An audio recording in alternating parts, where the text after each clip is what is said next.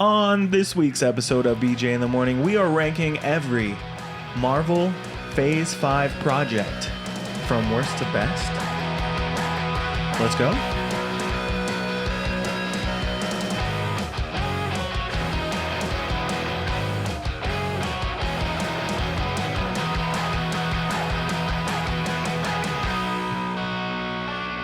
Welcome to BJ in the Morning, your favorite podcast with a dirty name and even dirtier takes on movies, TV, and pop culture. My name is Brendan. And I'm Juan. And we're coming at you again with another Marvel list. Woo! Because everything's Marvel these days. I almost dropped my phone with our list on it of stuff. That would have been a tragedy if Probably you did not. that. Probably not. I would have just picked it up. So, Marvel, the MCU Phase 5 is officially over. Right. Fantastic Four First Steps Was the first movie of Phase 6. Phase 6. Can you believe that? That sounds insane to me. Anyways, continue where you left off before I rudely interrupted. So, that's just it. MCU Phase 5 is over. Over and done. And what's the best thing that we can do right now? Rank them. Rank the MCU Phase 5. All of them. Movies and TV shows. But instead of ranking, we just did a top 5. We're going to make it easy on you guys. We're not going to go all crazy with the 12 different movies and TV shows that came out. We're going to make a 3-parter on this like we did the last time we went over Marvel. Yeah. And the weird thing about Phase 5 is that it was stretched out within a 3-year span. Something like that, right? Like, because it started with Guardians 3? Quantumania. Sorry, I forgot that movie existed. Quantumania in 2023. Jeez. And then we are now in the middle of 2025. Yeah, we're in the tail end at this point. You know what I mean? Yeah. Like last couple months. So almost 3 whole years. And it felt like there was so much Marvel content, but also so little. Yeah. But I think that comes down to the fact that a lot of it wasn't good. Yeah. I mean, I will say in comparison to Phase 4, it was slightly better. Right. Because of their focus on quality over quantity. And sometimes it still didn't work. But, you know, before in Phase 4, they were just like, boom, boom. I think next thing.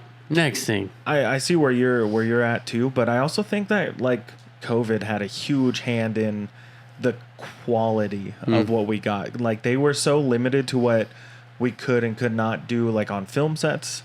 There was so many rules and regulations to keep people from getting sick. There was a lot of edits and reshoots and complete rewrites of some of the projects because of the pandemic. So I think that put a huge wrench into the system. And then this phase, we had a lot of issues with things didn't seem to connect. And then when they did, something outside of the movies forced them to change to their hand, right? Yeah. There's been actors let go who were supposed to be main focal points for the next 2 phases, and now everything's changed. So, and they've also revealed that there are certain characters that we will never see again. right, and that's shocking to me, honestly. And they're characters that they've set up, too, yeah, for the future. that are just gone. Gone. Forever. But why don't we go over the list of every project that came out for Phase 5 of the MCU?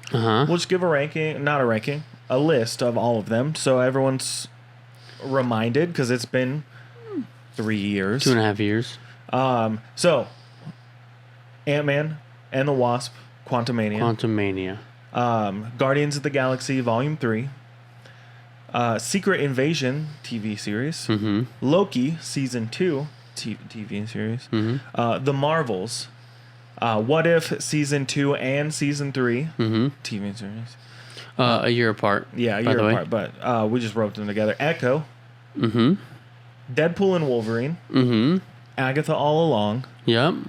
Your Friendly Neighborhood Spider-Man, Captain America Brave New World, Daredevil Born Again, Thunderbolts, and Ironheart. What do you think of that list? Can't change it. Wish we could for some of them. So we decided we're going to give our top 5 for this phase. And we also have our favorites individually and a least favorite. But we also found the list that IGN put out where they ranked all of them. So we're going to give our list, and then we're going to guess where maybe IGN put theirs and see how our lists compare. You know what I mean? Yeah. So, Juan, let's start with our number 5 pick. Okay. We debated on this one. We had a lot of shuffles for our number 5. Yeah. We had to come to a collective agreement. Yes. And I struggled with our number 5 not really making sense to the story of the MCU as a whole, like Phase 5 as a whole. As far as, the multiverse saga story. But I will say it was far superior than what I was willing to put there. But I was just kind of in that toss-up of like, it doesn't fit. Should it be there? But it does fit because it's amazing. Yeah, you said spectacular and amazing in this. But yeah, our number 5 pick for our 5th favorite of this phase. That was hard to say. 5th favorite of this phase. 5th favorite of this phase is Your Friendly Neighborhood Spider-Man. Yeah. This show, I think there was a lot of hype for it years ago when they first announced it as freshman year. And it seemed like it was going to be more connected to like the Tom Holland Spider-Man movies. Well, they did. They said it was going to be. Yeah, it was going to be more connected. And then they kind of shifted around and changed a lot of it up. And when I first started watching the show, it felt very like kid friendly, and it's animated, of course, right? And it's kind of silly. It's really colorful, and it's got this art style that mimics the comics. And I really was like, I don't know, I'm just gonna watch it because it's Spider-Man. And immediately I was like, Juan, you need to watch this right now. Yeah. Like texting you, calling you, like sending you IMs. Yeah, sending me emails. Yeah. I sent a pigeon. I don't know if it ever got here. Facebook message. MySpace top 6. I put watch Spider-Man now, please. Please. Juan, in the comments. In the comments. But yeah, the show like took a like a left turn into being this semi-dark, like, I don't want to say gritty because that's almost too far, but there were moments in this where I was like, are they gonna off our boy? Yeah. And now that I think about it, now that we're talking about it, I guess it does kind of fit into the multiverse of the MCU, because we saw a lot of things that happened in the MCU happen in the show, but with different characters. Right. For example, the storyline of Peter Parker in Homecoming. Homecoming. The first one. Homecoming? In Homecoming, he gets offered an internship to Stark Industries by Tony Stark himself. Right. In the show, he gets offered an internship to Oscorp by Norman Osborn. So there's a lot of similarities. And that sequence was shot the same. Like, it was animated the same as it was in that movie. Shot for shot. Yeah. Just with Norman Osborn. And the characters in the show are awesome. Like, they feel really fleshed out. And there's a lot of there's not a lot of blandness in these characters. They all feel like they have their own lives going on. Having like kind of side characters come up from the comics into this that could possibly be introduced later is really fun. And the animation grows on you very quickly, where you're like, this feels like the classic comic book come to life. So, and like you said about the characters, they do all kind of play a role in, like, they all play some important role throughout the series. Right.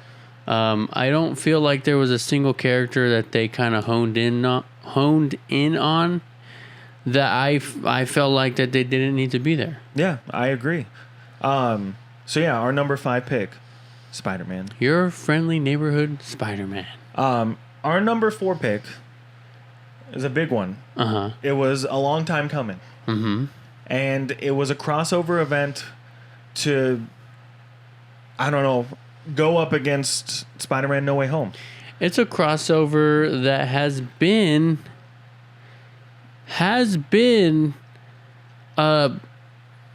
yearned for? Yeah. For a long time. And what is that crossover? Deadpool and Wolverine. We did talk about this on an episode, right? Deadpool and Wolverine. So if you want to go check that episode out. Did we not? We had to have. Duh. We had to have. Duh. A day. But yeah, I'm pretty sure we did an episode on it. I'm pretty sure. So if you want to hear us really get into that one, go check out that episode. But this was our number 4 pick. It was really fun. It's hard to not put it higher, right? But no, not for me.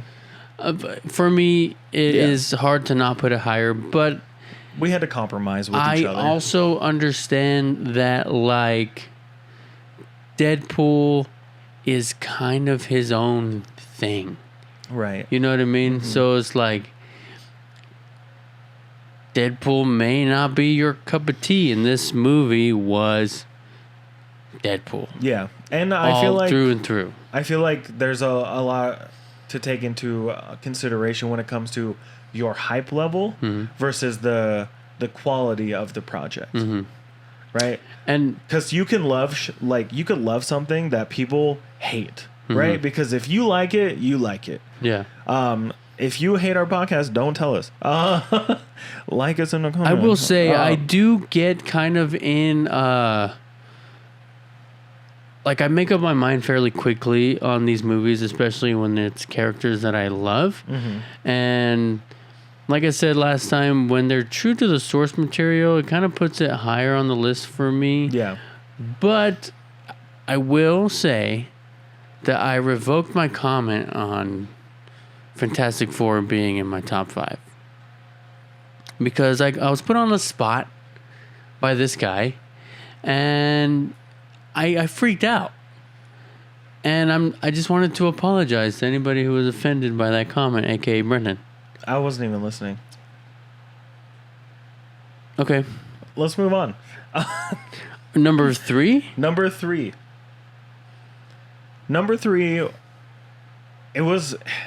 It kind of just fit perfectly for us, I think. And we talked about it. We've talked about this show outside of the podcast a little bit. We both enjoyed it. We were excited for it, and that's Daredevil Born Again. Our introduction to Marvel's Daredevil based on the Netflix Daredevil.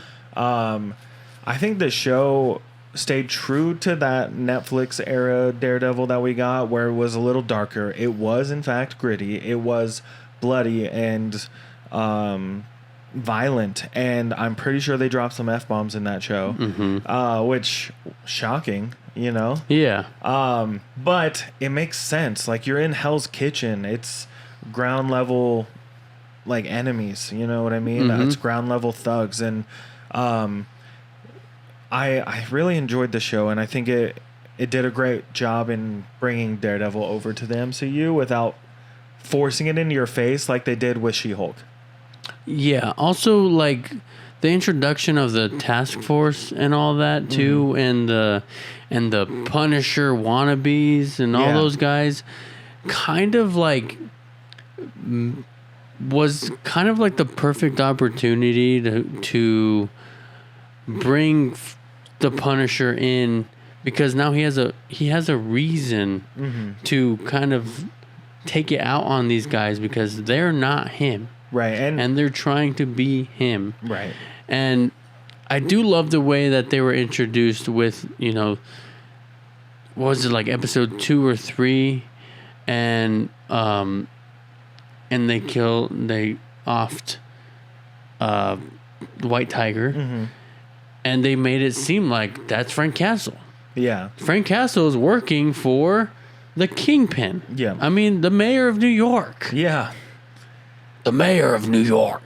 That was actually really good. Thank you, dude. That was really good. Thanks. I think this show came out at a really crazy time in like the real world stuff going on, and how a lot of this show felt, I don't want to say politically driven, but it is a politics show. It's dealing with the politics of someone evil being in power over the city of New York and doing all these things. And I think it really like hit a lot of those points that were a little too timely, which is why I couldn't do like a little higher on my list for this one. So, but needless to say, we watch movies and TV for escapism sometimes, right? To get away from the real world. To get away from a lot of things. Like time. So the second one on our list is Loki Season 2. I really loved Loki Season 1. I really enjoyed it. And I had no idea. I was worried they weren't going to be able to catch that essence of the first one again. And they didn't. They did better, I think. Yeah. And here's the thing with Season 2. They really kind of took off running because of the way Season 1 ended. And I felt like the introduction of Jonathan Major's character, Victor Timely, was very and Kang abrupt. And He Who Remains. Abrupt. Yeah. It was just like boom, boom, boom, boom. But once he was introduced, I actually really liked that they didn't make him a threat, or they didn't make him become the person that the Conqueror. He's supposed to be. Yeah, the Conqueror. But there was a lot of like paradoxes and a lot of, you know, like manipulation of time and all these different things happening, like time and reality falling through the cracks, that made this show extremely interesting on like a scientific level. Right. And it really made you think of like, oh, well, like that could happen. Like if you actually get into the science of time and space and relativity and all that stuff, nerd talk. Yeah. It is intriguing, you know? It's very like fascinating. It really was. And the way the show ended, like closed it up nicely, but it closed the story of Loki up. Like that, everything going on. We obviously saw the return of the TVA in Deadpool and Wolverine. We're going to probably see it again. And I don't think Loki's gone. But I know not. Loki's going to be, for lack of a better term, pulling the strings behind the scenes while he's keeping all the timelines together. Yeah, that's going to be very interesting to see how, like, let's say they pull him out of the timeline tree now, I guess. Yeah. And like, how are they going to be able to use Loki, let's say in Secret Wars, that Loki, without, you know, the whole timeline collapsing and the sacred timeline collapsing? I'm here for it. I do have a feeling, though, that they're just going to be like, ooh, multiverse, different Loki. Loki that you know from Loki Season 2 is still, you know what I mean? Right. That'd be the easy way out. Yeah. You want to know what wasn't an easy way out? Our number one pick? Yeah. Which was and is Guardians of the Galaxy Volume 3. The reason I say it wasn't an easy out is because this movie came out swinging, and it was trying to rip out your heart and show it to you just right in front of your face. Mm-hmm. We didn't need a Marvel movie to like make you cry 95% of the movie. Yeah. And have you feeling things for animals that can talk like a Disney movie would. Right. But Teeths. stop. Yeah, James Gunn knew this was going to be his last Marvel movie, right? Mm-hmm. He knew it. It was time. And he knew that Guardians 3 was going to be his last Guardians movie. Well, he was let go, right? And then brought back yeah. for this movie. No one else could have made this movie.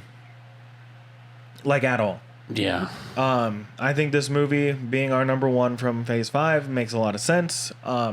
Not only is it beautiful, it's stylized well. The tone of the film, it has its highs and it has its lows and by that I mean in its tone, right? It's funny at some times and like really like heartfelt on the rest of it. And it finally gave us the answer to why Rocket is Rocket. Mm-hmm. And I don't think any other project that came out in Phase 5 could top this. Yeah. Like, we knew immediately this was our number one. Yeah. There was no argument, no debate, nothing. It was Guardians. That's it. Yep. There's a lot to say about this movie, but not a lot we need to talk about because it would just become an entire episode about this one. Definitely. But I think right now is the perfect time to take a break real fast. So we're going to take a quick break. We'll be right back. And we're back. So now, after getting through our favorites, top fives, we're going to get into IGN's list of all 12.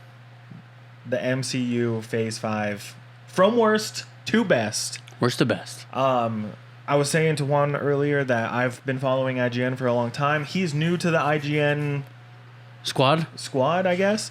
So we've been watching their stuff about, keeping up with movie news. Full disclaimer. Uh-huh. We, unfortunately, still have not seen Thunderbolts. Yeah, we have not seen Thunderbolts. Which is why it was not in our top 5 if it is as good as everyone says. It might be, and maybe we'll put out an update. Update. But let's get into this list. Okay. So I have the list pulled up. We have not seen their list. Mm-hmm. And we're going to kind of see how our list compared to their list. And we're kind of just going to give we agree or disagree with their placement. Yeah, we're not going to go too deep into unless we severely disagree. Right. So let's get into it with the worst thing on the list. Mm-hmm. Bottom of the list is Secret Invasion. We had written down in our notes our least favorite from the Phase 5 projects. Uh-huh. And it was Secret Invasion. Got it. So Secret Invasion's number 14 on the list. Great. Do we agree? Yeah. Agree. Yeah. 14, I thought there was 12. Okay, whatever. We might miss something. I don't know. Okay. Number 13, mm-hmm. Captain America: Brave New World. You told me not to watch this movie. Guess what? I haven't. You have not watched it? Nope. I told you not to watch it in the theater. It is now available on Disney Plus. Not a sponsor. Do we agree? Yeah. Yeah? Okay. Next on the list, number 12, Ant-Man and the Wasp: Quantumania. I really wanted to like Quantumania. I love Paul certain Rudd. parts of it. I love Paul Rudd so much. But this movie just didn't hit. Mm-hmm. It just didn't hit. Number 11, Echo. Mm. I liked Echo for what it was. It definitely felt unnecessary at times. I felt like it didn't need to happen. Yeah, that's what I we had enough. What I just said. We had enough Echo in Daredevil. in not Daredevil. Hawkeye. That's what I meant. And they just wanted to, in my opinion, explore the Kingpin again to bring him back. Yeah. I think that is what Echo was made for. Kingpin, not dead. Not dead. Hey. Nah, he got robot eye. Even though we found that out in Hawkeye. Yeah, right? All right, number 10 on the list. Mm-hmm. Ironheart. I feel like that's a little low. But compared to what we know is on the list. Yeah, I think that's where it needs to be. You think so? Yeah, I liked Ironheart Enough, but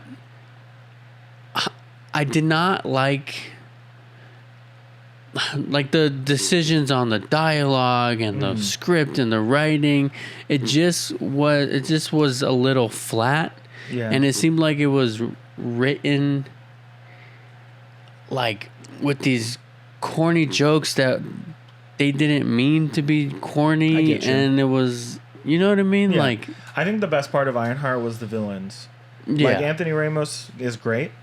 And then Sacha Baron Cohen coming in at the end. My Awesome. wife. But we already know he's not coming back, Yeah. which sucks. Number 9 on the list, though. What If seasons 2 and 3? They roped them together. Yeah, I think the What If series had my attention at the beginning, and now I rarely think about it. You had to remind me how they ended. Yeah. I think it was really good if they had left it standalone, but I think they didn't want to because I think they really want to bring the Watcher into the MCU. Yeah. And I also think they want to bring in Captain Carter, which they already did, but I think they want to do more. Yeah, and didn't they bring the Watcher into Ironheart? I think there was a shot. There was a shot in live action, right? One of the shows, they One had of the shows. him in the clouds or whatever, but I don't remember which one. Yeah, off the top of my head, I have no idea. Let's talk about their number 8 choice. It definitely wasn't Ironheart, by the way. Go ahead. I don't remember. Number 8, Your Friendly Neighborhood Spider-Man. That seems pretty low to me, especially with a couple more on this list. But I can see why it would be midway through the list, because it's not amazing. You know, it's not flawless. It is flawed. There are issues, but I don't agree with it being number 8. But they're number 7. I think I need to rewatch. Okay. The Marvels, number 7. I've heard lately a lot of people giving this movie more praise than when it came out. I remember seeing this movie at home and not fully paying attention. So maybe I need to give it another shot. I know Kamala Khan is coming back. Kamala Khan's got a lot of story.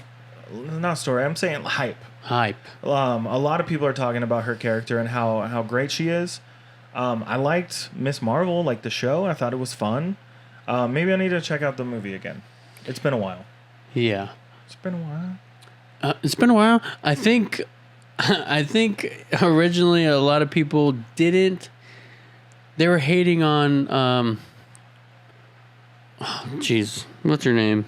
Yeah. Who? Captain Marvel. Captain Marvel. Brie Larson. Brie Larson. Yeah. A lot of people were hating on Brie Larson at the time. Yeah, I have a lot of theories there. I think the movie was good. I mean, I agree with their number 7 spot. Yeah. I agree with that. Yeah. Number 6, Deadpool and Wolverine. It's edged out of the top 5, but just barely. And let me guess, it's replaced with the one we might. I'm not looking, you're not looking. But it's number 6. Okay. Number 5. Daredevil Born Again. Whoa. Top 5. Whoa. The show was good. Whoa. There's one episode in that show that feels like it doesn't belong. It is a great episode, but it really stops the pacing of that, which is why Daredevil wouldn't really be in my favorite of the phase. But number 4. One we really... This is the one that almost edged out Spider-Man in our list. Agatha All Along. Yeah.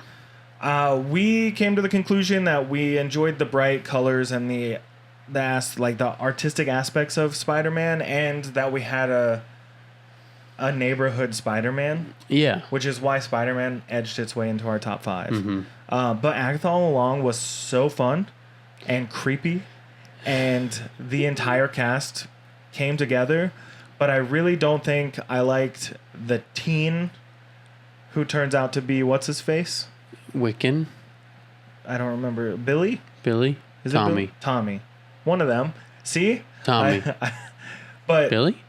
we all knew it from the beginning, so keeping that to the very end, like, just felt forced. We all knew. Yeah. So I think that's why it didn't get to the top for me. Number 3 on their list. What do you think it is? Number three. Pick number 3, my lord. I'm blanking. Loki, season 2. Yeah. Solid top 3 choice. Mm-hmm. Yeah, solid. We talked a lot about Loki already. Number 2, Thunderbolts. Number 2. We need to watch this movie, man. We need to sit down and watch this movie. They need to hurry up and get it out of the theaters after 6 months and put it on Disney Plus. And number 1. Not a sponsor. Not a sponsor. But if Disney wanted to sponsor us. Number 1. What's last? Guardians of the Galaxy Season 3. Season 3? Volume 3. Guardians of the Galaxy Volume 3. That's the last. That's the number 1 on their list. Yeah. Agree? IGN knows what they're talking about. They sure do. We need to see Thunderbolts. We sure do. Maybe we should just go to the theater. It's on streaming platforms now. Not any that I can watch it on. It's on Prime. You just gotta rent it. Pay money. Should I look up when it's gonna money? be streaming for free on Disney Plus, so we can just keep talking about Disney Plus? Use our code BJ in the morning on Disney Plus. Not a sponsor. Wouldn't that be wild? Just our little tiny baby podcast. That would be wild. I don't think anytime soon, dude. Yeah, it doesn't say. It just says it will be released. They're milking the S out of that. Yeah, they really are. This thing says nothing about when it'll be streaming. Yeah. Likely end of July, but we're already past that. They're milking it hard. It says usually 3 to 4 weeks after the physical release. So is it physically released? A long time ago. No, on the 29th of July. Physically. Not just on digital. On DVD? Yeah, on Divid? Divid, Blu-ray. Blu-ray? Blu-ray, UHD? Okay, so we have a few extra minutes now because we did speed through a list for the first time in our freaking lives. We've sped through a list. Let's talk about. We've already talked about Fantastic Four. Go check out that episode if you want. But what do we think from Phase 5? Who do we think? What kind of elements do we think might show up for Phase 6? For Phase 6, because the next big one that we have is Spider-Man. We got Spider-Man on my birthday next year. Doomsday. Right, and Spider-Man set photos have been leaking. Tom Holland in a suit. It looks like he's wearing a diaper. It's probably the harness so he can I see. They'll take it out in post. Right. The suit though, I think it might be the most comic accurate suit that we've ever had. And Andrew Garfield's was definitely number 1. Yeah. But this one is looking pretty good, and the web shooter's like sticking out on his wrists. It looks pretty good. So now he's a broke New Yorker. Yeah, all alone. But we did hear rumors that Hulk is coming back for this movie, and Scorpion. So those are some 2 pretty big.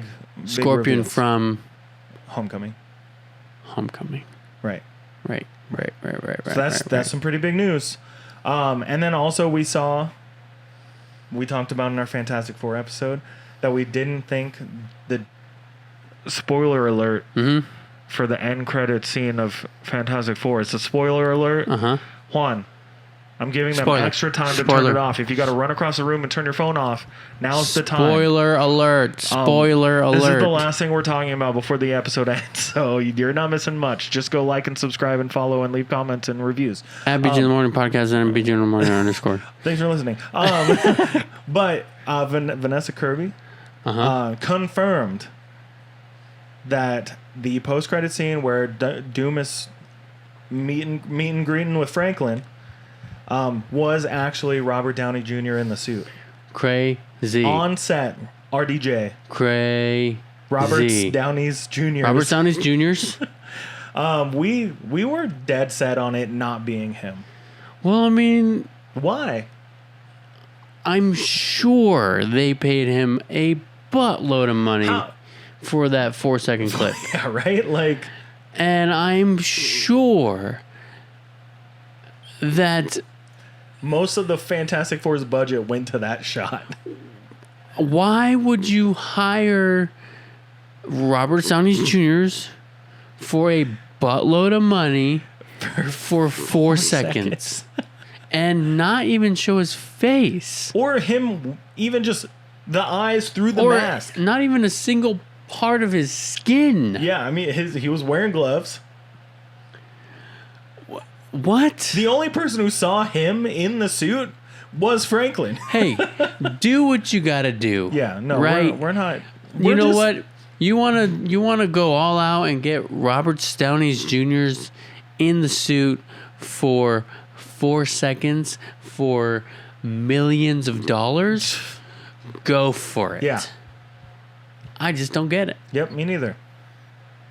But congrats, though. Yeah, and I'm glad that we found that piece of info out because we really talked about it on the last episode. Yeah, go check it out.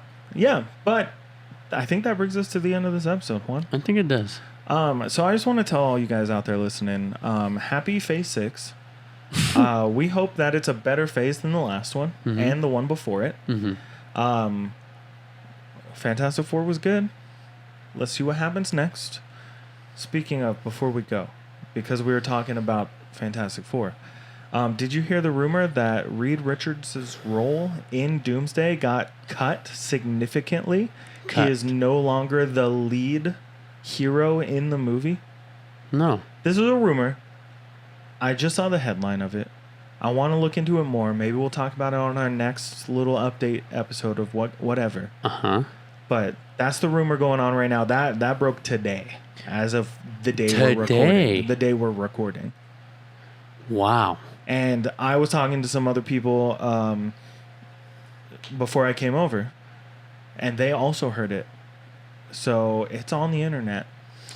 Shocking. I have not seen that. We'll look into it more. Maybe we'll get back to you guys if we ever decide to do news and updates on the film universe. Here's another little tidbit. Oh, another one? Did you hear that what you just said makes sense because they are still working on the script as they're filming? Yeah, I mean, every Marvel movie does that. Isn't that wild? Could you imagine, like... Just like, what's next? Not sure. Yeah, we don't know. We have no idea. Not sure. Is this scene still happening? Actually, that scene is in 6 movies from now. Whoa. Way gone. Way gone. You're actually not in this movie anymore. Yeah. We decided to cut you out. Using AI. You know what I really want to see, though? I want to... let's get back to the 10 rings, please. Someday, maybe. Please? Yeah, where'd they come from? Where'd they go? Where are they now? Well, who were they calling? Where are you? What was the beacon? Yeah, I want to see more Shang-Chi, honestly. Amazing. Shang-Chi was like one of those last self-contained Marvel movies similar to Fantastic Four, you know? Where you could just watch it. You don't need to know anything else. Yeah. Of course, they brought friggin' Trevor back. But, like, you didn't need to know. It's just weird if you don't know. Yeah. You're just like, this is strange. He's just a weird guy. Yeah, but, you know, I digress. There's so much going on. They got 37 movies shooting at the same time, so... Yeah. But yeah, that's what we got from Marvel Phase 5/6 right now.